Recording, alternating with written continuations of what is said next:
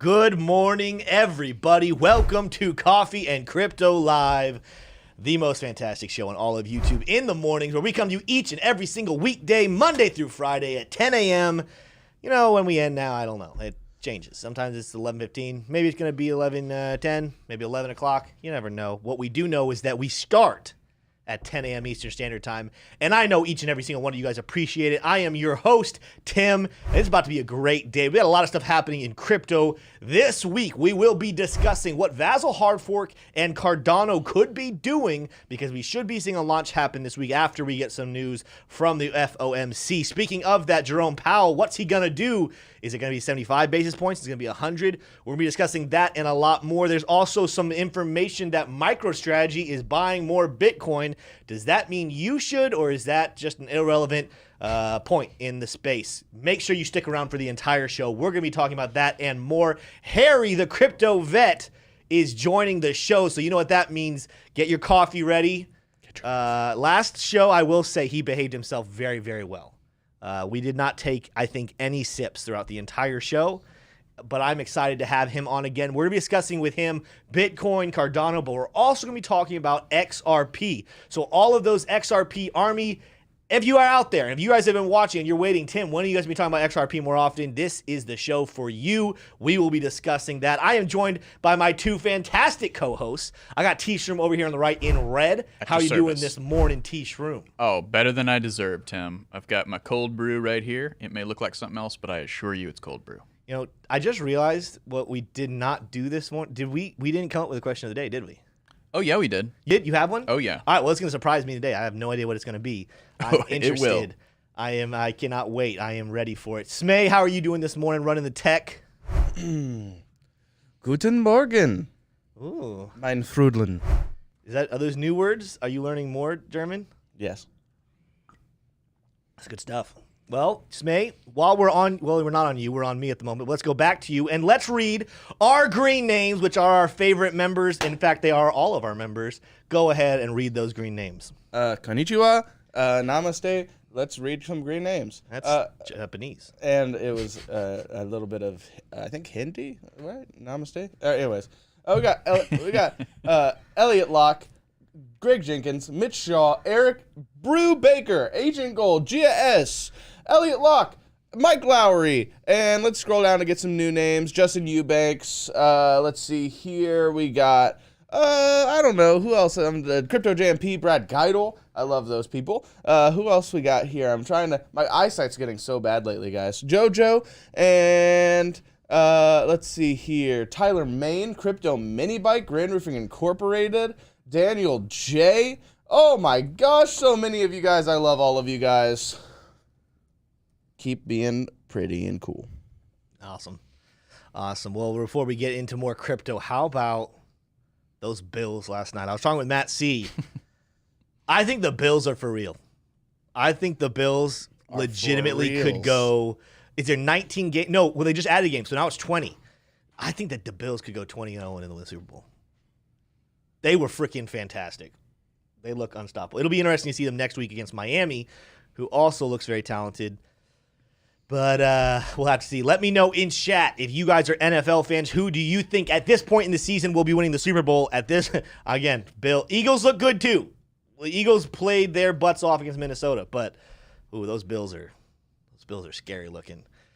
We're about to jump into our market pulse with TShroom, but before we do, we actually have a new sponsor for you guys today, and did I get rid of it? Go to my screen real quick. It's MEXC Global. If you guys are wondering who MEXC Global is, it's actually an exchange. And I know you guys are thinking, hey, Tim, aren't we usually trying to get away from exchanges? Here's the thing.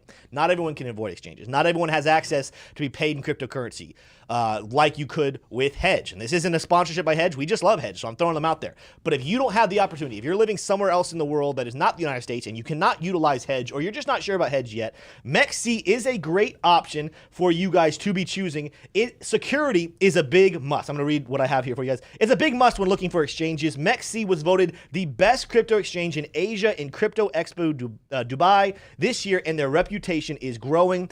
They provide liquidity, exclusivity, rapidity, which is a word, we looked it up before the show, and quantity on the platform. Depending on what you're trying to do, whether it is investing or trading, or if you're going to put money on an exchange, you want to make sure it's secure and trustworthy one. MEXC seems to be a valuable option. And guess what? When you sign up with our link down in the description below, you can get $25 of USDT in an airdrop and be entered for an $1,000 giveaway. Make sure you sign up with our link today. Thank you so much, MEXC. With that said, though, we are jumping in to our market pulse. All right. Well, if you are listening to the sound of my voice, it can mean only one thing, and that is that you are in the market pulse, baby. Let's do it. Smay, go to my screen. We're going to start it off on the fear and greed index. We have recovered a little bit of fear and moving away from fear towards greed, but only slightly, guys, really only slightly, from 21 to 23. And so that is really not much of a change. Still in the extreme fear zone. So we're going to go right ahead on into the big news that's coming tomorrow. The CME futures, I'm going to go ahead and refresh this page so we can get the fresh, cleanest data possible. The CME futures are predicting still 17% likelihood of a 100 basis point hike tomorrow is what the Fed will drop. I am still very convinced that it won't be a 100 basis point hike, but as we have described on the channel, the dynamics between this statistic of 100 basis points even being on the table, that dynamic is potentially what could send asset prices higher tomorrow when Jerome comes out and gives a 75 basis point decision, right? Kind of the better of two evils. So that is tomorrow, 2 p.m. We will be going live at 2. And to cover that, we're going to cover the rate drop. It's going to be a lot of fun. Caleb's going to join the show too. I was going to say. I spoiled it for you. And I'm so excited for that. I can barely contain myself. So definitely tune in tomorrow, 2 p.m. Eastern time. And we're going to be digging so deep into that, it's not even funny. Moving on, I have not showed this yet, so I wanted to show this is historically what the interest rate for the federal funds rate for the United States of America has been. A federal funds rate 62-year historical chart. So as you can see, it got as high as 20%. Goodness gracious, in 1980. Man, that would have been a crazy time to be alive there.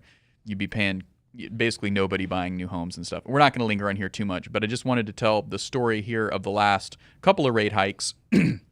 Just so everybody has an accurate kind of understanding here. So I believe we began here with 50 basis point hike and then 75, 75, 75. And we're looking to more than likely get another 75 basis point hike tomorrow. And what you'll notice is that will put us at the same, actually it will put us above the 2019 interest rate highs. So very, very interesting time to be alive here. The Fed has done a complete 360 on their policy from 2020 when they brought it all the way down to zero. And now, we're just in the world that we're in. Well, we're going to be, like I said, we're going to be covering that tomorrow live at 2 p.m. So definitely tune in. And now you know a little bit of the history there of the interest rates. As you can see, we've been coming from since the 1980s, we've been coming down in interest rates, and as late as 2008, we got to see close to zero interest rates before they came all the way to 2.4, and now went back down to zero, and now they are back up almost to those 2019 highs. So a little bit of a story there for you on the interest rate front, and we're going to get the next little chapter of that story tomorrow at 2. Moving on into our stories, we've got some really interesting and juicy stories here. I'm going to be going through them. Anchor partners with Polygon to enhance the Web3 building experience for SuperNet developers. So Anchor, you'll remember, was actually in the Luna Terra, the Terraform Labs ecosystem before all that went down. It apparently has survived. If you go over there to their website, it has survived and thrived. It was the staking and earning kind of part of that ecosystem, of the Terra Luna ecosystem, but it has now kind of rebranded itself as the fastest, most reliable Web3 infrastructure, and they kind of help you build dApps essentially and other Web3 components. So that's quite a good pivot for them. I'm glad to see that they've survived. But yeah, so now they're partnering with Polygon. Polygon couldn't be more excited to partner with Anchor for providing world-class tools for building dedicated blockchains. With Polygon Supernets, enterprises, gaming, entertainment projects can rapidly power up their dedicated app-specific chains that are fine-tuned for best-in-class EVM performance.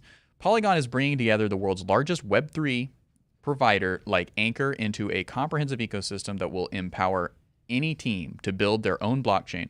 Supernets will help bring the next billion users to Web 3.0.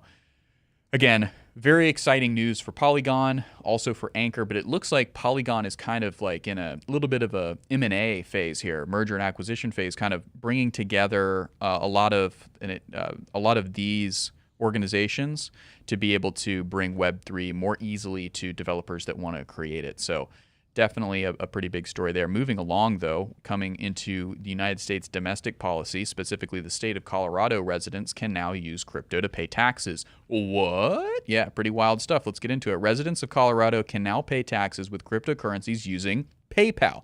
And who doesn't already have PayPal? According to the state's payment portal, this is the case. Payment takes place through the PayPal cryptocurrency hub and incurs additional fees. Oh, there's fees. The plan to accept crypto for taxes was announced in February when Governor Jared Polis outlined plans to accept crypto by the end of the summer during an appearance at CoinDesk TV. So he dropped that news on CoinDesk TV. Very, very cool. The personal income tax, business income tax, severance tax, and withholding tax will all be able to be paid through PayPal in Colorado. There's also a service fee of $1 plus 1.83% of the payout amount. Okay. Is that worth it? Maybe. It's going to be up to you. Definitely consult your tax professionals. But several other U.S. states, including Florida and Ohio, tested accepting crypto for taxes, while South America, the inflation-hit capital of Argentina, Buenos Aires, said in April it will allow crypto payments for taxes. So Florida and Ohio testing it out there, but Argentina, quite a bit ahead in terms of being able to accept taxes, and I would only assume that Central African Republic and El Salvador also accept crypto for taxes. Can't confirm that, though. I'm not exactly sure. This is a pretty big headline, though, Tim. What are you thinking? Do you think this is a big win for Colorado residents who are into crypto? Yeah, I mean, you got to imagine the government's going to want to get some money out of any deal. That's why they're going to be flowing over there. But again, it's one of those like Trojan horse types of things where it's like if we can get crypto being adopted and used for those things, it's going to be phenomenal long term. Once it gets into the belly of the beast, then it'll be able to do its magic. By the way, chat's going a little crazy. Anchor and Anchor, there's two different ones. ANKR protocol is not the one that was connected with Terra Luna. Okay. So clarifying for everyone in chat, because I saw people saying that in chat, just want to clarify. Excellent. I appreciate the clarification there. It takes a village, folks. One is ANKR, Anchor. That's what you're talking about. ANCHOR, which the real spelling of Anchor. That's the one that was connected with Terra Luna. Okay. Excellent.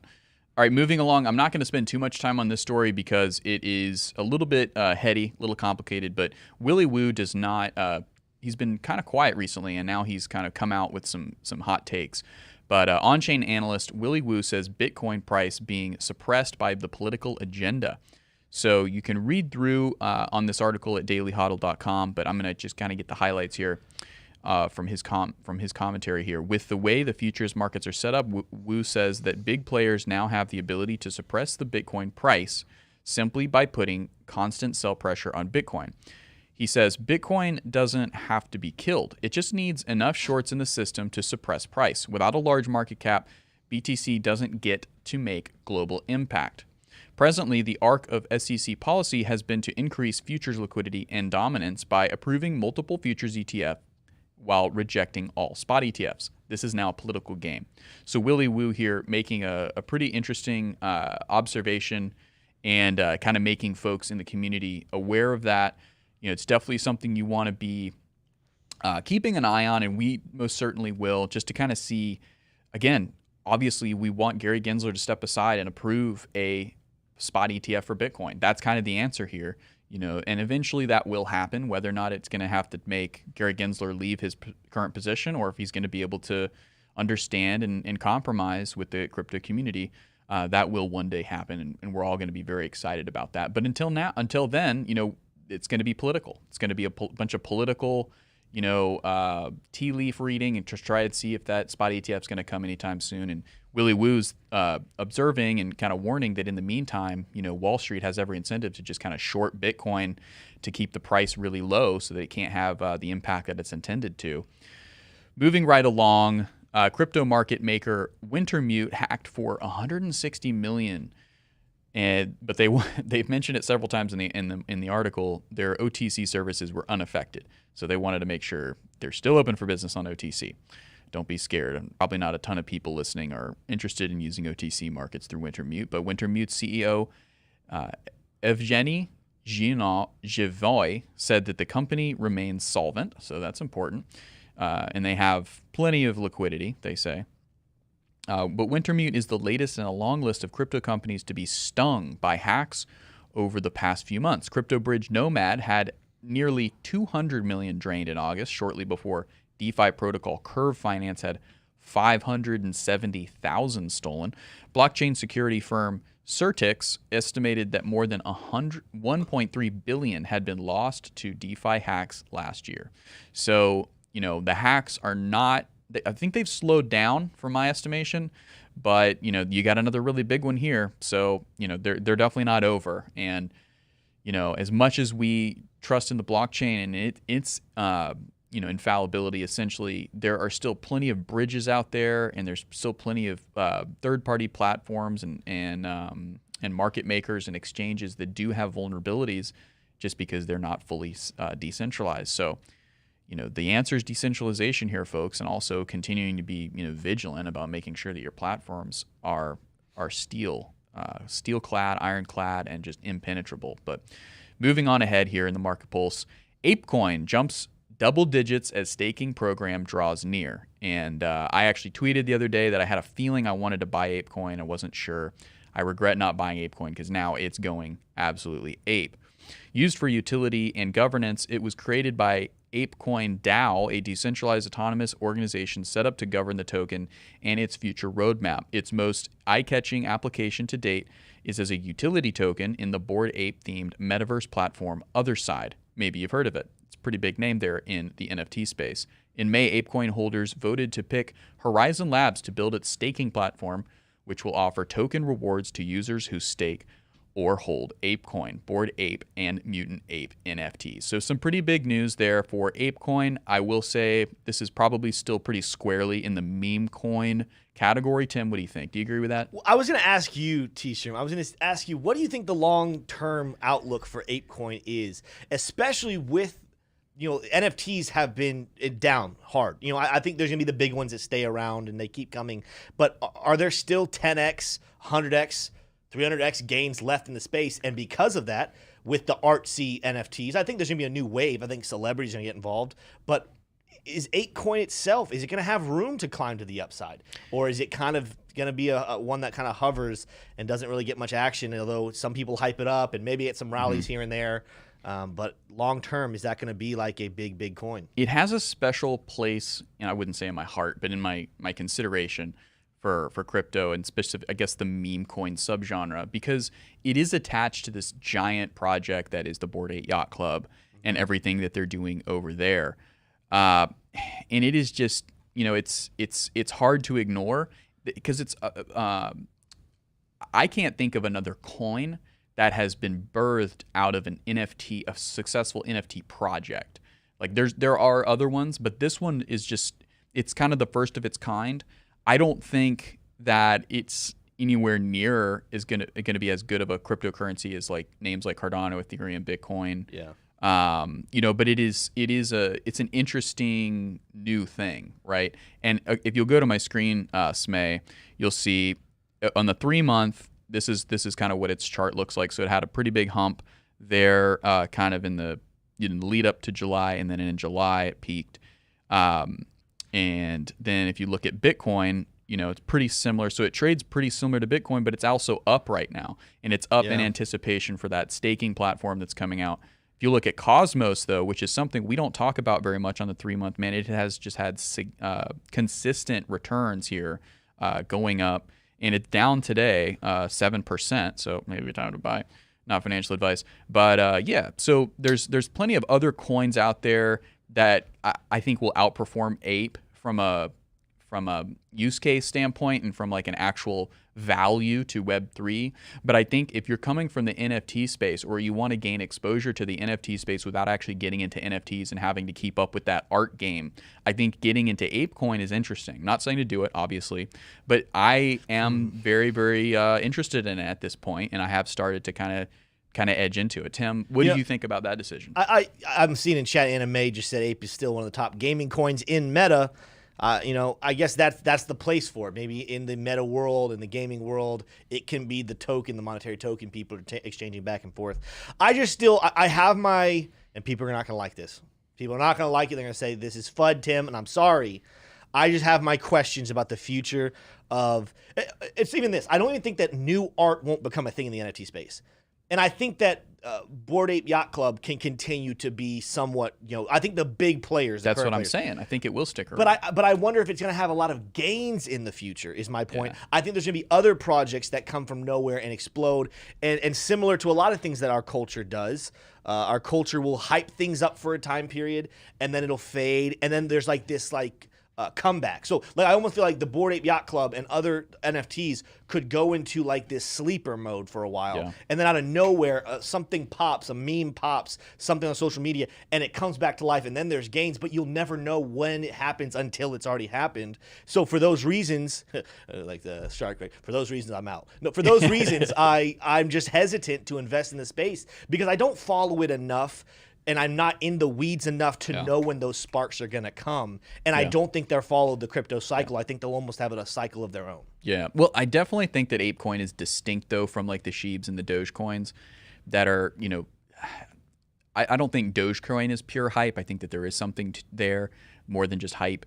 But Sheeb and Doge, they're kind of hype meme coins, right, in a sense. Whereas Ape really has this like way deeper lore in the fact that they're tied to NFTs. Smay's been awful quiet, and he's kind of our NFT guy. He's got a bunch of NFTs behind him. Smay, do you have a take on this? And then we've got one more story before we wrap out the market pulse. Well, I mean, I guess my only take would be that I don't write off coins like this just yet. I think as come bull market time and everyone's really excited about crypto again, these are going to be one of the first places people flock because it's fun and it's for the mainstream guy. That's why NFTs popped off so much in the last bull market. It became something that became hip and cool to do.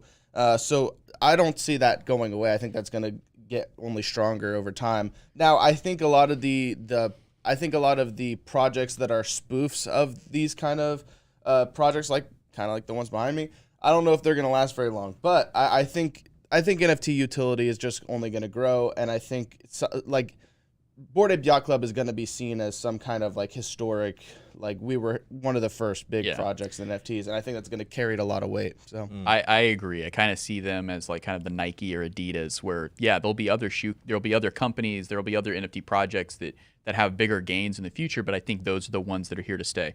But big disclaimer, we are not an NFT channel. We don't Smay probably knows the most about NFTs.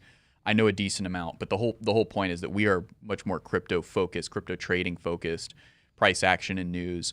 So take our opinions on NFTs with a giant grain of salt, because we know a lot of people who are out there making bank in the NFT space, and they're very confident, they're very convicted in their NFTs, and there's definitely a place for that. We just aren't. That's just not our niche. But every once in a while, we'll throw our hat in the ring and say a thing or two about NFTs. But hey, if you're trying to get into it a little bit, if you're first of all, if you're a serious focused trader, this whole ApeCoin thing is probably not for you unless you wanted to trade ApeCoin.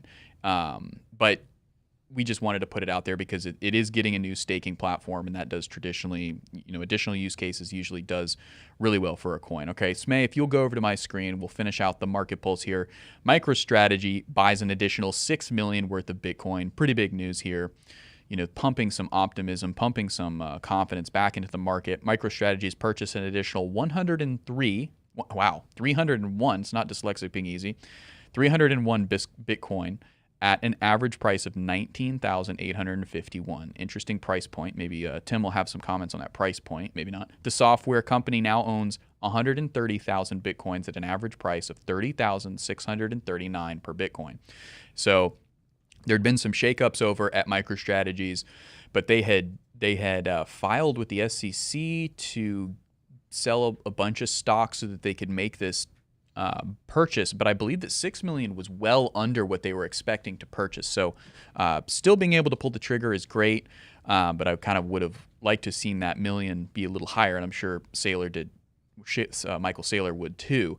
But anyway, big purchase there of Bitcoin to kind of keep the market optimistic, keep some life, keep some blood pumping in this market that is just kind of in the dead center of a crypto winter here, as crypto blizzards kind of flurry ahead tomorrow with the big Fed decision. Could send markets lower, could send them higher. There's an argument for both sides. And if we get a 100 basis point hike, that could be pretty crazy. There's also in the cards 50 basis point hike. We'll see. That's why everybody's so excited for this rate hike tomorrow, and even more excited for the press briefing that Jerome's going to lay down at 2:30. And we're absolutely going to be live streaming that. So make sure you stay tuned. And tune in for that. But folks, this has been your Market Pulse. I'm TShroom. Follow me on Twitter, Instagram. Thank you so much for watching. The only thing I think of that level that you just mentioned, that you said the average was about 19,800. Yeah. So go to my screen here real quick, Smay. If you were to look at the fixed range VR or the volume range profile, and you just were to look over price action of the quarter, 19,753 is the main point. That's where the most volume has traded. So no matter how much we go up, we kind of come back down to those levels. When we go below, we shoot back up to those levels. And yes, we go above and beyond. But that's where the most amount of money has been exchanged over this last quarter. Of course, we have here, I don't know, today's the 20th. So what, 10 more days to wrap this quarter out. But that's the only significant level I'm seeing, about 19,800 area. So potentially that's what they're looking at. They've been purchasing this whole time, but they've been purchasing at spots right around that area, a little bit low, a little bit above. So that's probably the significance there. Well, let's go ahead and go off my screen here, Smay. We're about to jump on with Harry. Is he ready to go? Sweet, dude. Let's bring him in. Harry, what is going on, my friend? Not much, man. How are you guys doing today? Doing good, man. I'm doing pretty well. I know it sucks out there in Texas, where you're a Texas A&M fan, and you guys had to deal with all of that App State stuff. But listen, I'm going to commend you. App State's a good program. You guys should not be ashamed, except for the fact that you buy all your players. That's all I'm going to say. We are going to go ahead and move on, though, starting off with our question of the day, and then we're jumping into some of that news about XRP that you're going to cover. We're talking about Vasil hard fork, and we'll talk about the Fed. TShroom, take it away with our question of the day. I'm interested to hear what it is. All right. We've got a little bit of a different question of the day. Smay, do not go to my screen. Please do not go to my screen. But the question of the day here, how much tether would it take to make you quit your job and make trending dance TikToks full-time for minimum wage all the way until retirement? Let that sink in. I'm going to read it again. Yeah, read that one again. How much tether would it take to make you quit your job and make trending dance TikToks full-time for minimum wage until retirement? And I'm going to throw this. So you get real quick, because I want to hear Harry's answer. You get a one-time massive payout, and then everything after that is minimum wage. Yep. Which at the moment is sitting at what? $10, $11? $10. Depending on where you are. Florida, I think, is $10. Yeah, federal is $7.25. Yeah, let's do the federal. $7.25. Well, that's about to jump up to 50. Maybe not that low. Goodness gracious. God. It is. All right, Harry. What do you? Basically, you're not going to be living an tag? extravagant life. Who said I needed any tether? I might just do this for free. This sounds fun. Hey, That was my let's next go. question. I feel like Harry's the type of guy who would just do it. He might pay the minimum wage to do it. Yeah, I might pay someone to do this. Mine would be pretty high. I actually Give a number. He didn't give a number. Okay, He said but he'd you do gotta it for give a free, number. $0, zero tether. Yeah, he said zero. He said. So what's your number? I'm getting there, dude. Give me a second. Gosh, man. Give me a number. Smay's jumpy this morning. Smay needs to know. I need to know. I'm gonna go with the rest of my life. Yep. $1 billion. That's Okay, so what's your wallet address? $1 billion. $1 billion. What's your wallet address so I can send you $1 billion of tether? Listen, dude. If that was a serious question, I would definitely be saying that on air. But anyway, what about you, Smay? What was your price tag for dancing on TikTok? Okay. Rest of your life. I think I could get away with 10 million. 10 million for the rest of your life? Yeah. I mean, you could get away with it, but you know. I mean, yikes. You gotta remember, doing this, you're gonna have to be paying for therapy along the way. Yeah. And So okay, Costumes. Probably not gonna have a family. so I'm surprised you guys didn't figure this one out. So so I would do it for Figured it out. There's a right answer. so I would do it for 200 million, and Okay. I would invest all of that in marketing the TikTok, right, and being the best that I could, and then I would sell sponsorships on top of it. Just because you're getting paid minimum wage doesn't mean that you can't entrepreneur and girl boss this whole thing. So anyway, But you're still dancing. oh yeah, but I mean, who doesn't want to, like, hone a craft and get better Didn't at you something? say you're being paid minimum wage to do this, which means somebody else owns the rights to this whole thing? So if you market it, guess who gets to keep that money? The person that owns it. And you still get minimum wage. And then the So I'm question not of the investing day, into this whatsoever. I don't own it. question of the day comes crashing down. Yeah, all the so- logic behind it, all the fun. Come on now. But let's see what the chat said. Diamond Sauce said 2 trillion. Yeah. Gia S said $15 is their minimum wage. Come on, Gia. Considering it based on, California. I don't know where that is, but yeah. If, So if I was getting $15 an hour, then I probably would do it for I don't know, 2 million. Unsavory Flint said 500K. So Yeah. what did I say? 200 million. 200 million would make sense. You could live off 200 million comfortably through retirement. Dude, you could live off like 10 million comfortably. I don't know. Not with the way the dollar's going. But let's go ahead and come bring on. this back into crypto real quick. Shout out to Trey Caramonta in chat. He said, come on, Tim. Trey Caramonta is the reigning HODL Trophy champion of our community. So big shout out to him. We'll make sure we missed it yesterday. And I wanted to make sure to shout him out when I saw him. Make sure if you guys did not, I'll give you guys today. You got to comment on yesterday's video, but yesterday's live stream, if you still want to enter for the prediction, make sure you comment that today. Let's go ahead and jump on in with this, Harry. Let's start off with probably the most pressing news because it's coming tomorrow. Let's start with the Fed. I saw you in chat earlier, and I don't know if it was spreading some FUD. I don't know what you were doing, but you said that you predicted 100 basis points tomorrow. Are you sticking with that answer, or were you just fibbing?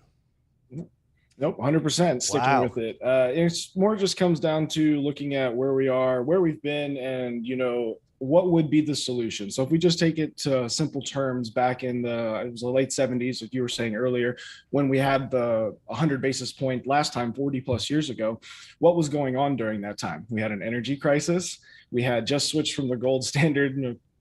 Previously, we were going in and out of wars at the time. So very similar setup to what we have now.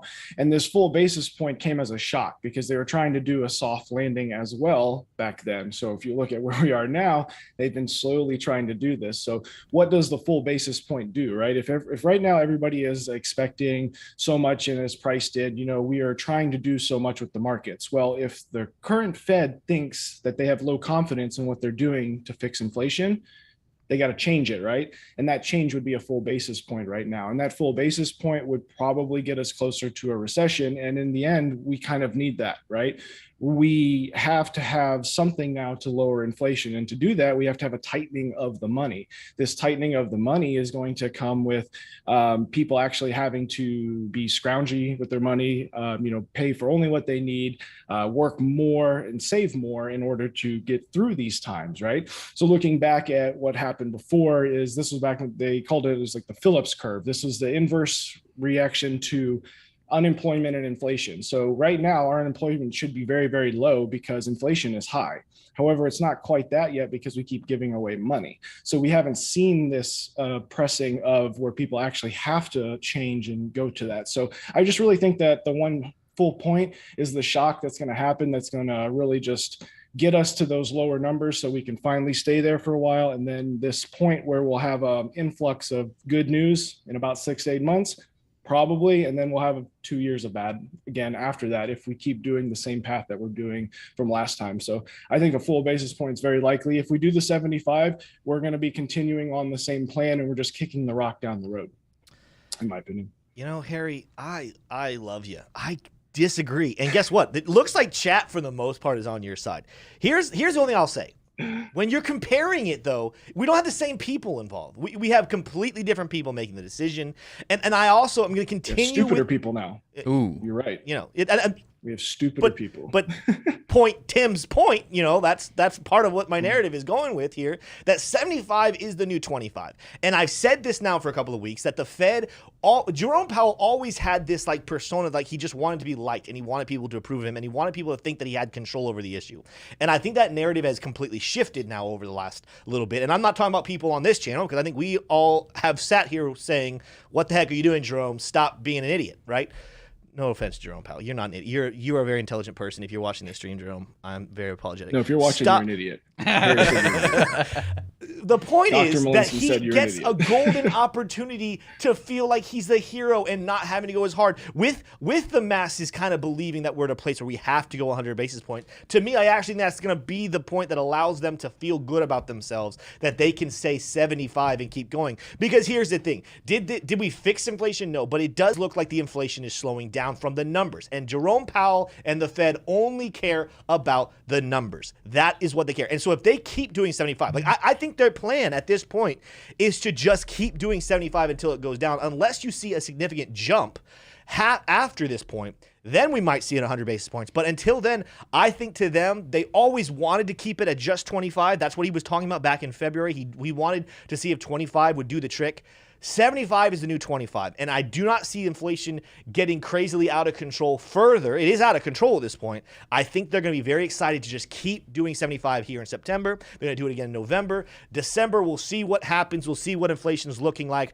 But I'm just very certain that he's going to see this as an opportunity to come out and surprise people with a good answer, whereas he's been forced in the past to come out with an aggressive one. That's 100% fair. And I think just to kind of add to that, because you know me, I like to try to be unbiased. My opinion was the 100, but to counter and add value to yours, we're coming into election here, right?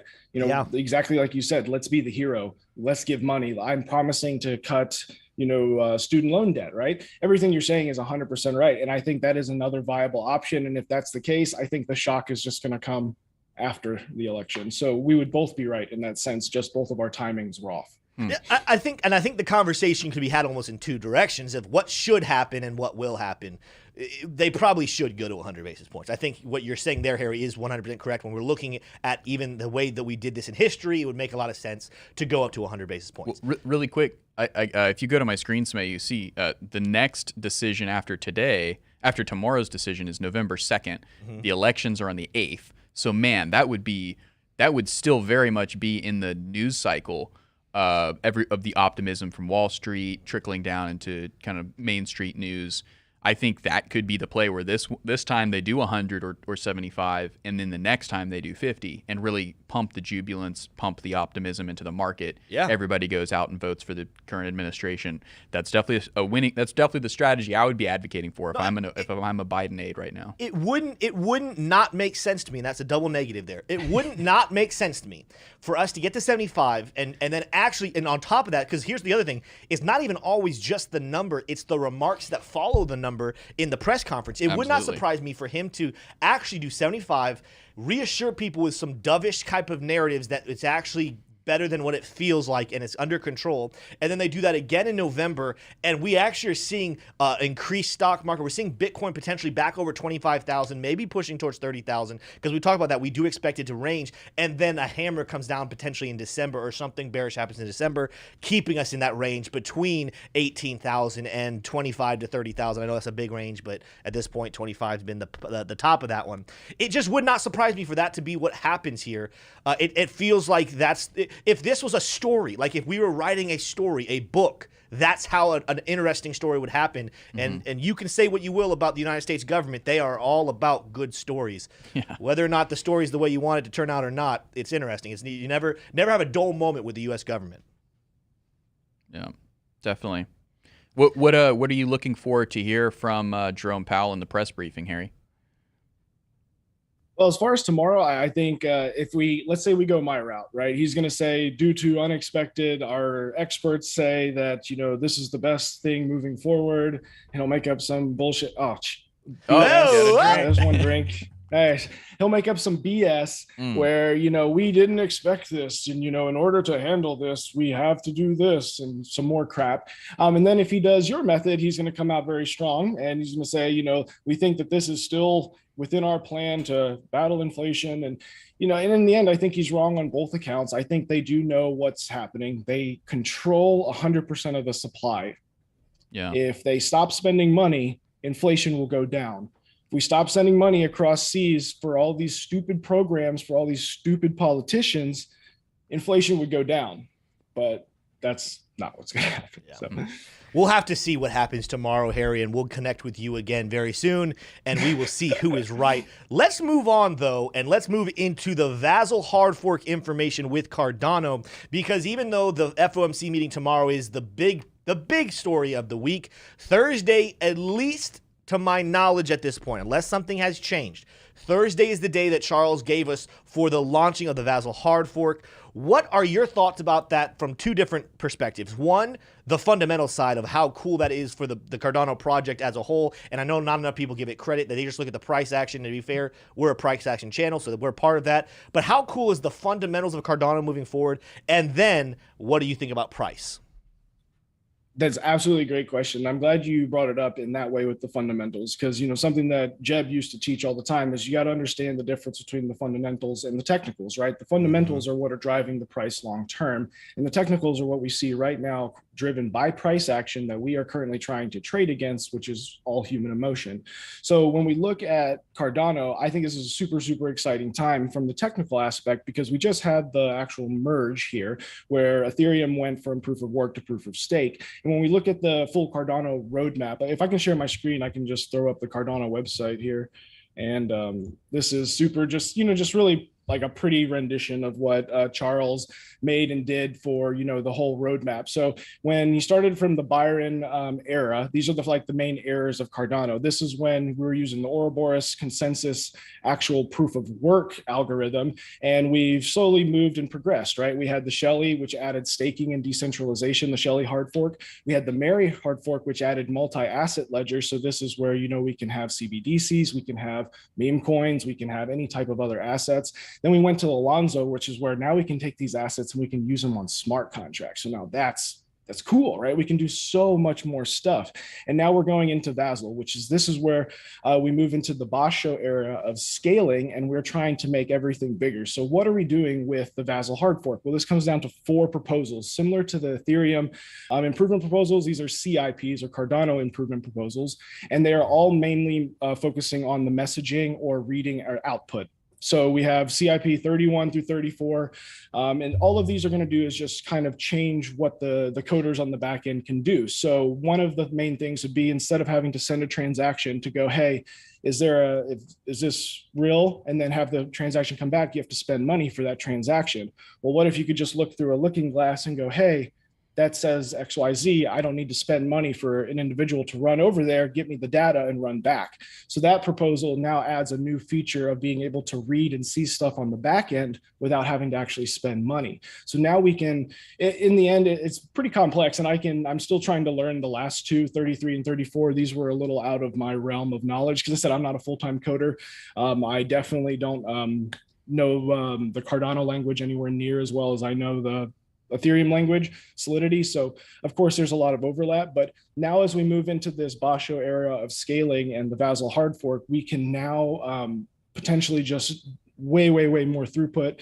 We can have developers now build with this new reading ability of this on the code side, that they can now do new applications. Like you were saying previously with NFTs, everybody just kind of thinks of NFTs as just a profile picture or some sort of picture, but NFTs in its core is authenticity to a very, very finite point. It's one thing or a collection of things, and it can be applied to way more than just a profile picture. It can be in banking as far as receipts. It can be in if you're a ticket going to a concert, real estate, there's the title services. There's so many other applications that, my team and others are building on now that are still using NFTs. But I don't even market it anymore to the investors as NFTs. I just purely say blockchain powered, because they don't give a shit that it's, oh man, they don't care that it's NFTs.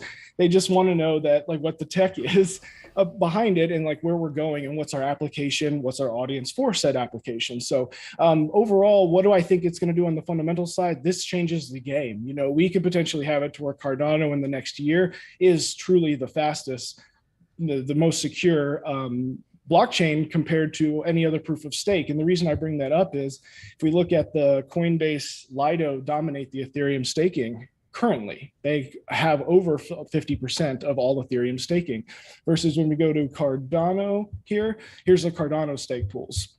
So decentralization is actually arguably more decentralized on Cardano than even most proof of work systems. So, you know, there's a lot that's coming with this. The thing that's going to suck for everybody is I think the price is going to go down. I think the technicals are going to take over here more than anything. The market's down. If you look on the daily for Cardano, we're in a potentially descending triangle. We're below moving averages. So if we want to see a pump here from the news, it would need to happen now to break us technically out of this bearish pattern, and then kind of we need some input. We need some bullish buy, stuff like that. But overall, I think the price is going to be pretty stagnant, because it's not going to increase enough stuff for what people are actually, looking for. So I think just like the merge, we had a little pump there. We might have a little pump today or tomorrow, but the actual ability to hold that price action, I think, is going to be tough, being masked by the Fed and everything else. Yeah, that's really interesting. And I think what people need to make sure they understand about Cardano, this has been a struggle for a long time. It's going to continue to be the struggle, especially with, and I don't want to spread any FUD. I still am really excited about Ethereum, but with the move to proof of stake, that does open up some possibilities for a little more centralization, not full blown centralization like the U.S. government and the way we make our money, but Cardano's sitting in a boat of its own. And here's the thing that people need to remember. That is super special when you're looking at that chart and you're seeing the decentralized nature of Cardano. And then you got to remember, oh, crap, it's decentralized. It moves slowly. Updates come slowly. I mean, even this, I don't know if you heard this, Harry, but Charles, he's been ready for this Vasil hard fork for over a month, but he's been very clear. Hey, I do not decide when it launches. That is all up to the SPOs. And he gave us the 22nd, which is Thursday, as a target. But do you think that the 22nd is actually going to happen, or do you think there's anything that could make it delay a little more? Oh, you're muted, Harry. Muted. Sorry, I was muted. Darn dogs. No, I think the only reason I would say that this would be overall just, purely delayed would have to be a very, very bad error at this point, because they did find some pretty big errors over the past months, and all of them were completely fixed. There was a big consensus error. I think it was like 35.3 was one of the loads. But either way, now at this point, if it was delayed, the only thing it would change is maybe some people would sell off in fear, but I feel like that would get bought up real quick, and then we would just go stagnant again and keep trading sideways. Yeah. No, going to the chart real quick before we move on from Cardano, I think Harry was 100% correct, and I think you see this, Harry. That descending triangle he was talking about, you go back here to the opening we had probably back on the 31st of May. This was the opening. I already had this drawn for you guys. If this descending triangle plays out, it would give us a price prediction of 25 cents. Now, I know, CBO Paul was on the show yesterday saying that what potentially could happen, Harry said, either A, we go ahead and break it now and we do something like this and go through it, or the other one is we break it and have a little bit of a fake out where we come back up, hit this, and then decide here, do we keep going down lower, or do we potentially fake people out and go to the upside? So it is going to be interesting to continue to watch the Cardano charts, because you're wrestling with two different things. You got a descending triangle, in which case we had this flat bottom, descending tops. The only problem is, with such a community, such a strong community, and every single time we get down to these levels of 42 to 40 cents, you're just seeing nothing left but the strong hands. Which one will win out? Will the strong hands, will the diamond hands on Cardano win out and hold the 40-cent line, or will we see some liquidation sending us down to 25 cents? We'll have to keep you guys posted on what is happening there. Let's move to our third and final topic I wanted to talk with you about. Here, Harry, you can go off my screen, Smay. XRP. This is something that we don't cover all of the time on this channel, but I know we have a lot of viewers who love it. We did talk about it a little bit yesterday from the charts perspective, but could you update us? What is happening with XRP? You know, with the I see articles all the time about that lawsuit and updates, and it always feels, it seems like every article I ever read is something new that the Ripple lawyers have exposed a problem with the SEC, and it's looking like, oh man, it's just a matter of time before they win. It's just a matter of time before they win. But that's been going on for months now. Can you give us any updates on expectations about that lawsuit, and then potentially even the price action XRP could be looking at here over the next little bit? It's been one of the more exciting altcoins when you're looking at charts. What are your thoughts about that as a whole? Yeah, no, absolutely great question. And yesterday I was asked not just by you, but somebody had saw Jeremy Hogan's special, or not special, just a YouTube video on the case.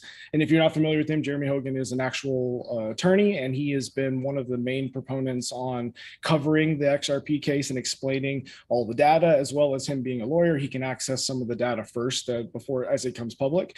But he basically kind of narrowed it down to as we get close to summary judgment, which is typically towards the end of the case, right? Even though we're almost 3 years. 3 years will be in December of this year. And he, or is it just 2 years? I think it's 3 years. And he's basically just saying that right now, the SEC gets to say what they want and think is wrong, and then the Ripple gets to do the same thing. And Ripple actually kind of changed the game on this one, in my opinion. So the SEC is still saying that Ripple sold the XRP as a security, and they actually sent emails out saying to people that, hey, if you invest in XRP, you will make money through our endeavors at Ripple, making this technology, right? Which, as we can see, is not what the case is, but the SEC is still trying to render that is the case. And they did it on two different versions. One that like the actual business did it, and then like Brad Garlinghouse, which I think all that stuff got dropped. Well, now Ripple decided to say nothing as far as that. They just tried to say, instead of the Howey test determining what a security is, Ripple said, well, what does an investment contract mean? So they went even deeper into history before the SEC was even formed on their, I think it was called the Blue Sky Act or Blue Sky Laws. And these were pre-1933. And this is what determined what was a security, because it was determined by what was an investment contract. So they are saying that based off of these laws, an investment contract means that people would have had to have an expectation and a contract signed that they were going to get profits. And with this argument, the SEC kind of has nothing left. The problem is this argument can take another year of summary judgment, like disputes and settlement. So a settlement could happen next month, sure. But why would Ripple settle if they've been nothing but right? That's why the stuff keeps getting pushed on, because the SEC is trying everything to get them. So, there's still a potential that worst case scenario, they say XRP itself is a security and they lose, but that's definitely on the low end of expectations. The other end is that they're going to just try to figure out what to do as far as new framework to come from this, because the SEC, if they lose in a certain way, this will be used against them on every other case. So they're going to do everything they can. So I don't think it's over yet. I bet we still got at least 6 months. But I would recommend following Jeremy Hogan or John Deaton. They're both two attorneys that follow the case. And I think Tim was at John Deaton actually reached out to me. He wanted to come on your show, so I should text him again. Yeah. What's really interesting, something you said right there, is the concept of if they lose this case, I'm talking about the SEC, if they lose this case in a certain way, that precedent.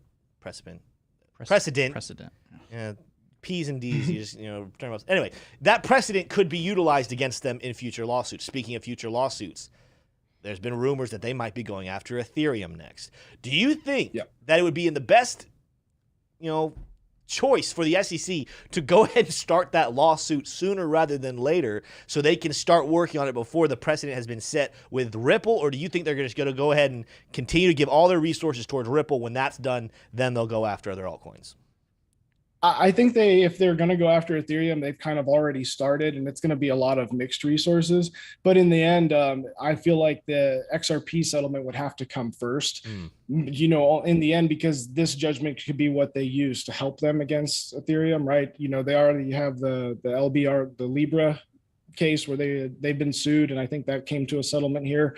But the SEC is fighting for its life right now to survive as a piece of crap agency that they are. Like there are some things that they are good at in protecting, but for the most part, they are a useless agency, right? Let people just either lose their money on their own, figure it out. But the CFTC is looking like the more likely to get it, especially if they were to say get Bitcoin, it being a commodity instead, they would be able to act and do everything as far as what Bitcoin is concerned. And then they could use that against Ethereum as well, because Ethereum would no longer fall under said category. So yeah, to me, I think it's part of the narrative where they just put out this crypto bill saying that they're going to do X, Y, Z to, regulate crypto. And it's coming right now towards Ethereum. And when they were using Ethereum as like, oh, this is all, we're pro Ethereum. And now we're like, boo, get Ethereum. So, it's kind of, we're going to see how this happens, but I don't think it's going to be it's not going to play out any way that people think it's going to play out. Something you touched on here a little bit ago, and it's making me chuckle even thinking about what I'm going to predict your answer is going to be here in a second. What were your thoughts about Gary Gensler when he was testifying? I believe that was Congress, I believe, and he was cornered about what a security actually is, and he gave very roundabout answers. What were your thoughts about his take there? I literally ended my stream. I was like, guys, this is ridiculous. This is absolutely ridiculous. Oh my gosh. Like, how can people believe this? We as Americans or wherever you are in the world, like citizens of the world, cannot believe this BS. Yeah, you're smarter than that. I know you are. I got a question for Harry. Harry, did you hear the bit of the market pulse talking about Willy Woo's take on the spot ETFs and stuff like that? I did not. What is his take? Well, he's basically saying that kind of the SEC, if you look at the arc of their policy, that they've been allowing a lot of the futures ETFs to go through, thus causing a lot of liquidity in the futures Bitcoin futures ETF space, but no spot ETFs. And what Willy Woo's thesis is essentially, and I already closed the tab or else I'd read it, but it's essentially that it's endless amount of pressure because of those open futures that literally, because they don't have to, even though Bitcoin has a cap of 21 million, they can just endlessly short it. And they can suppress the price at all times. So he's saying his argument, which was weird to me, but his argument was until there's a spot ETF, there's literally, no matter what you do in Bitcoin, no matter how many coins in mind and what it is, the price can continue to be suppressed. It was an interesting take. I'm going to have to chew on it a little more before I give my opinion. But yeah, that's kind of the gist of it, that with no spot ETF, there's nothing but bearish pressure sitting on the top that can manipulate the price down with those futures options. Yeah. I've heard the theory before. I definitely don't have enough knowledge to argue for or against it. But I guess my first thoughts of it is shorting the market. Being able to short the way that we can as, traders and everything, it's the amount of derivatives created due to all of this is unreal. So yeah, I feel like at some point there would have to be a way to calculate that dilution to a rate that would be suppressed. But that's math beyond I could calculate. Yeah. Yeah. I mean, the fact is, it doesn't think they have to. I think that what he's made a great point, that there's a lot of suppression right now. There's a lot of manipulation going on. That is right there the definition of being able to manipulate.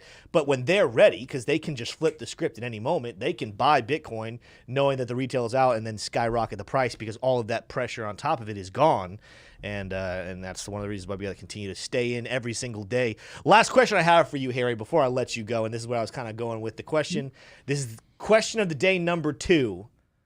If you could get rid of one person's position, if you could get rid of one of these men, would you rather get rid of Jerome Powell or Gary Gensler? Gary Gensler, get rid of the snake, man. I figured. That guy is so educated on blockchain too. That's the part that's so frustrating. This guy is so educated and he knows and understands this, but he's choosing to follow another political narrative. Yeah. Traitor. Control, man. He wants control. But Harry, it was a pleasure to have you on. And you 2 sips today. You are a much improved man. Yeah. You are. Yeah. You're coming along. You get you almost earned your Boy Scout patch for clean mouth, but and I feel like that's definitely one of them. I definitely one of the ones I never got. I cut you off. I'll let you defend before you go. I'll let you defend yourself. Any defense against Texas A&M buying all their players? Dude, no, 100%, dude. It's a business out there, Okay, right? good. Just because I went to the school doesn't mean I approve of everything that's done. Hey, But listen. no, yeah, like when you think about it, I mean, when I was in school, I remember there being gift cards in the locker room, and it was free ring. Wow. They were Gosh. leftover gift cards from people like Vaughn Nice. and all of our starters who had so much extra shit. Oh no, Oh, 3. I'm Yeah, out. so- I'm out of cold brew. they had so much extra crap that like, and it blew my mind. Like I remember some of them got cars and they had gas cards with them. Like I was just happy enough to get a scholarship. Yeah. So it was- That, I do think it's the last thing. I think it's funny that Saban is the one who tried to go after them. Saban is quoted as saying, "If you're not cheating, you're not trying." So I feel like Fisher's just doing what he was taught. Yeah. So, all right, Harry, we will let you go. Loved having you here, man. We'll see you next time. all right, see you guys. Really interesting stuff. Absolutely. I love having him. I mean, it seemed like he kind of in the middle came around. I'm surprised that he was very strong about the 100 basis points. And we'll see. We did a poll in chat. I had Smay put a poll in chat. 201 people voted. 61% are saying 75, but 39, 100. That's, again, higher than I thought for 100. Yeah. I would have thought more people would be on the side of 75 basis points. And it's okay. We're going to find out tomorrow what happens there. And I think that the market's going to have a big move based off of that point. But, we'll find out. What do you think, TShroom? I don't think it's going to be 100 just because the inflation numbers weren't hot enough, and ultimately what the market has discovered, we had a couple episodes back with Caleb Franzen on. It was actually, it was the week you weren't here, or the day you weren't here, last Wednesday. Caleb kind of got to the bottom of it because I asked the question, if oil prices and commodity prices are coming down, what is keeping inflation so high and ticking higher? He said it's housing, it's shelter.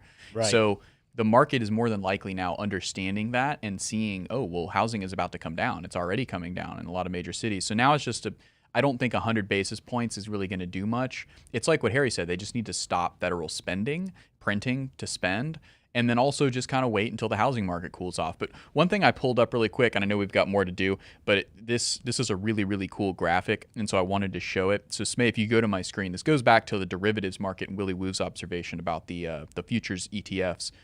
So if you look at my screen, so you have silver is represented by this one little square here, and then you have cryptocurrency is worth slightly more than the market cap of silver. That may not be true anymore, but actually looks like it's okay. So anyway, but then you look at military spending, and this is all in billions and everything, and U.S. Budget deficit for 2020, and then coins by banknote. So, and like the amount of dollar, and then Fed's balance sheet, and then you have the amount of wealth held by billionaires. You have the value of gold, including jewelry and below ground reserves.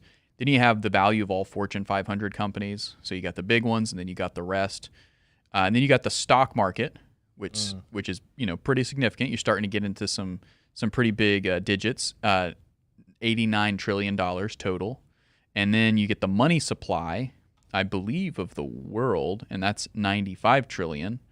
And then that's broad money. And this is all painted with a broad stroke here, folks. We're not getting everything right here. But then you have global debt, which is pretty significant there. Look at all that. But then you have global real estate, which is 280 trillion, right? Look at all that. A lot of squares there, including commercial and agriculture. And then you've got global wealth. So it's just all the wealth, 360 trillion, right? But then the biggest one is derivatives, 558 trillion, and that's because you can short everything. You can short or call or buy call or put options on basically any asset. And so that you can go from your screen now. But here's the only thing with that, right? So you can short things. You can still buy things other places. There's a season of manipulation. That's what's going to happen. Is a lot of these whales and institutions that do the manipulating, they'll just keep adding shorts, and they'll lose money here and there, but they'll just keep adding them. The pressure, and then what they're going to do is you're going to see the retail investors kind of jump on the bandwagon and say, all right, yeah, we should be selling. We should be. And then they're going to leave them with the bag, and they're going to exit their short positions, and they're going to have lost some money there, but then they're going to buy, and they're going to watch the price skyrocket because there's not that pressure anymore Like, I mean, imagine, like, it's the concept when you were a little kid, you know, when if you had a hose and you needed some pressure, if you put your thumb over the hose end, or if you put a kink in it and you just what happens when you release it? It doesn't just go back to its normal stream. It explodes. And that's what I think could happen here with manipulation that we've been talking about on this channel for a very long time, is that manipulation will suppress and FUD people out until the right moment. And then while FUD is still the narrative, they'll release that little kink in the hose. They'll take their thumb off the nozzle, and the pressure, the flow will just be very, very strong. Same thing with price. I'm not going to be surprised to see that happen. Before we leave, I want to do some Cardano TA for you guys, and we're going to just kind of close up here. Some things to watch. So first of all, let's go down to the daily chart. Go to my screen here, Smay. We've talked about this the whole time. Harry, it really pains me to have to agree, you know, with what he's saying, but he's kind of talking about what I was talking about here a couple of days ago.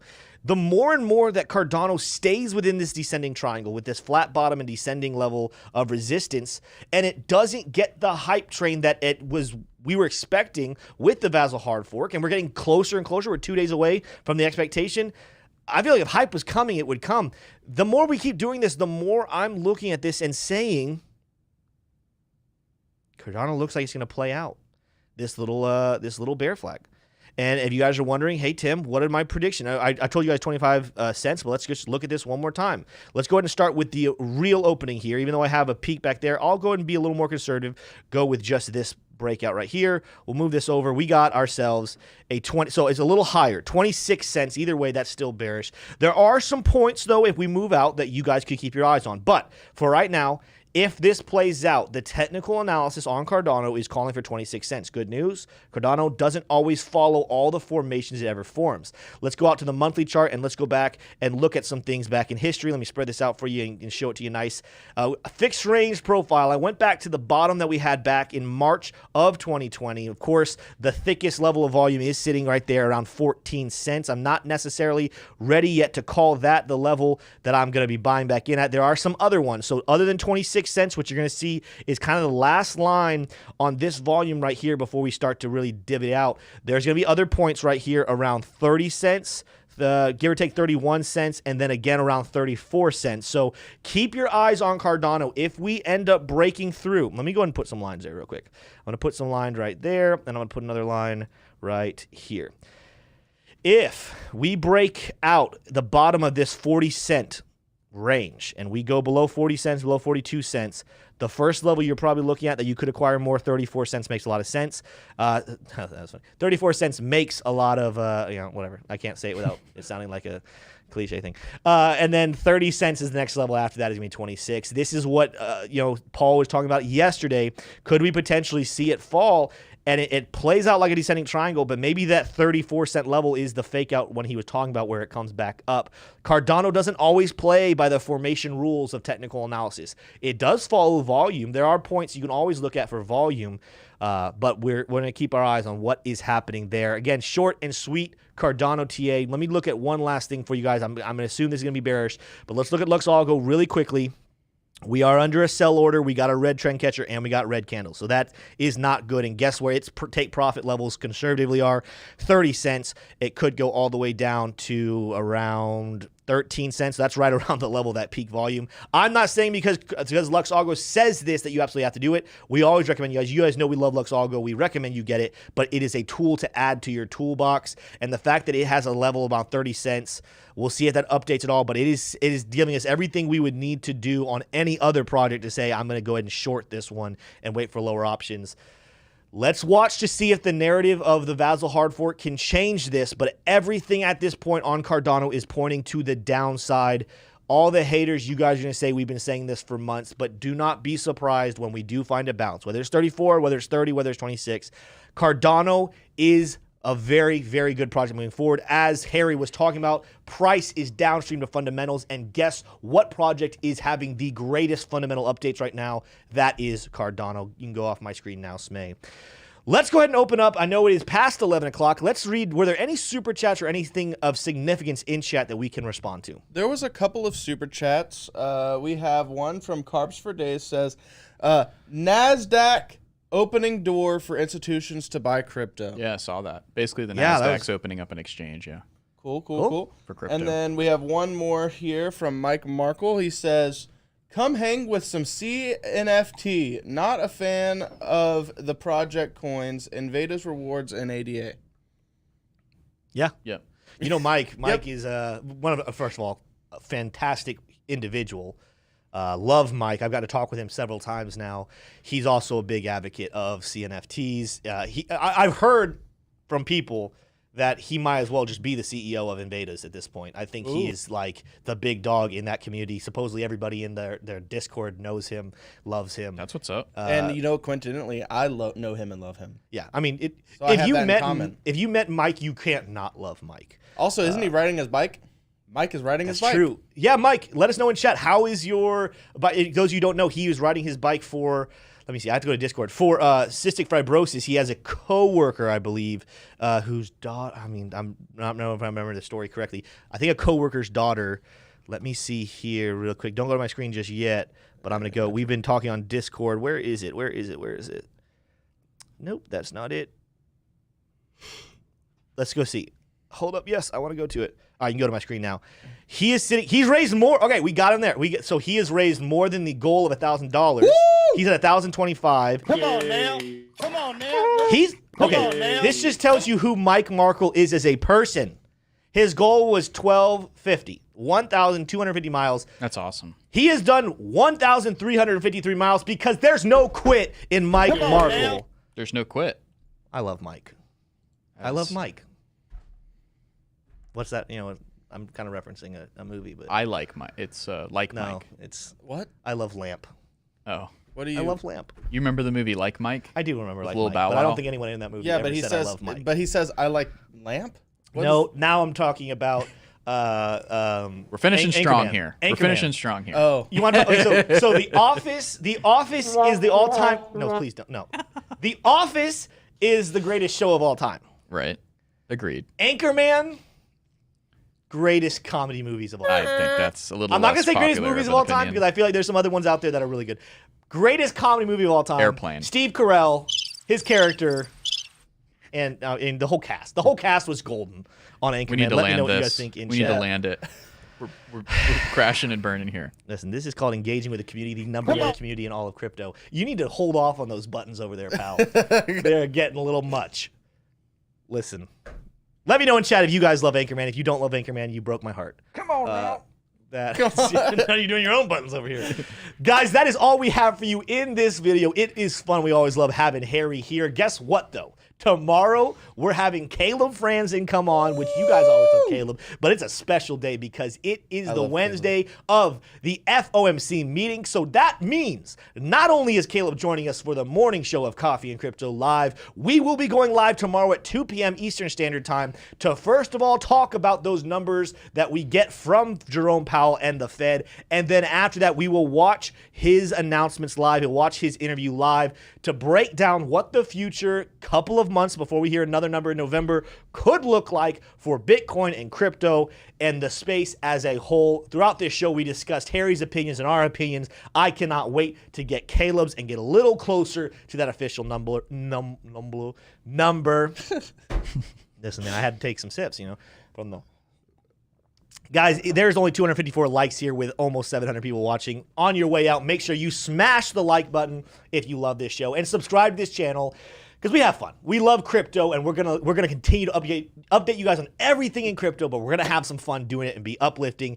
Continue to be a part of this fantastic community. We got some big announcements coming very soon for Club DeFi. Those already in Club DeFi know about it. But I'm going to go and hold off and let you guys know here in just a couple of days what's happening over there. With that being said, though, that's all we have for you in this video, but we'll see you in the next one. Peace. Oh, I got a real good feeling.